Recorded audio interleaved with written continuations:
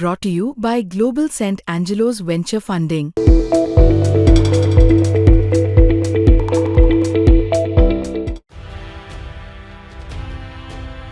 महापालिका निवडणुकांच्या धामधुमीत भ्रष्टाचाराच्या पैशावरून आणि नैतिकतेच्या मुद्द्यावरून मोठं राजकीय युद्ध पेटलंय.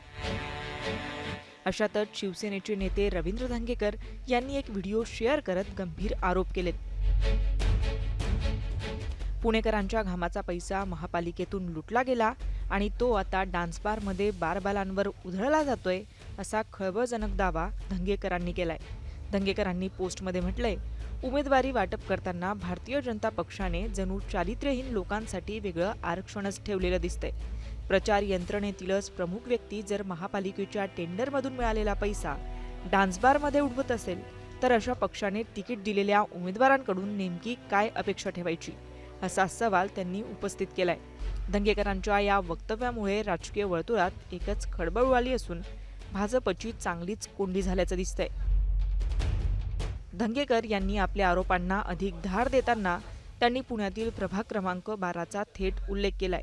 या प्रभागात भाजपकडून उमेदवारी दिलेल्या एका महिला उमेदवाराच्या पतीचा कथित व्हिडिओ व्हायरल झाल्याचा दावा त्यांनी केला आहे. या व्यक्तीवर शिवाजीनगर मतदारसंघातील एका आमदारांचे सर्व आर्थिक व्यवहार सांभाळण्याची जबाबदारी असल्याचा आरोप त्यांच्याकडून करण्यात आलाय. त्या माध्यमातून कमावलेल्या पैशातून बारबालांसाठी स्वतंत्र कोटा ठेवण्यात आल्याचा गंभीर आरोपही धंगेकरांनी केलाय. या संपूर्ण प्रकरणावर भाष्य करताना धंगेकरांनी भाजपच्या नेत्यांनाही थेट आव्हान दिलंय. संस्कृतीचा गाजावाजा करणारे भाजप खासदार मुरलीधर मोहोळ आणि प्रदेशातील ज्येष्ठ नेते चंद्रकांत पाटील यांनी या सर्व प्रकरणावर खुलासा करावा, अशी मागणी धंगेकरांनी केली आहे.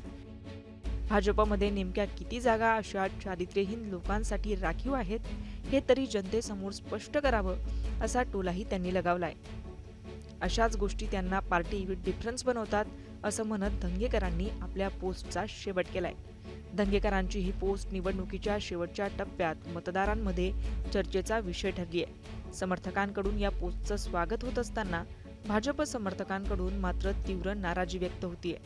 मतदानाच्या आदल्या दिवशी अशा स्वरूपाचे आरोप झाल्यामुळे निवडणूक आयोगाची भूमिका काय असणार, याकडेही लक्ष वेधलं जात आहे. पुण्यात आधीच गुन्हेगारी पार्श्वभूमी असलेल्या उमेदवारांच्या मुद्द्यावरून राजकारण तापलेलं असताना या पोस्टमुळे आरोप प्रत्यारोपांची मालिका आणखीनच तीव्र झाली आहे. मुंबई तक, ब्युरो रिपोर्ट, पुणे.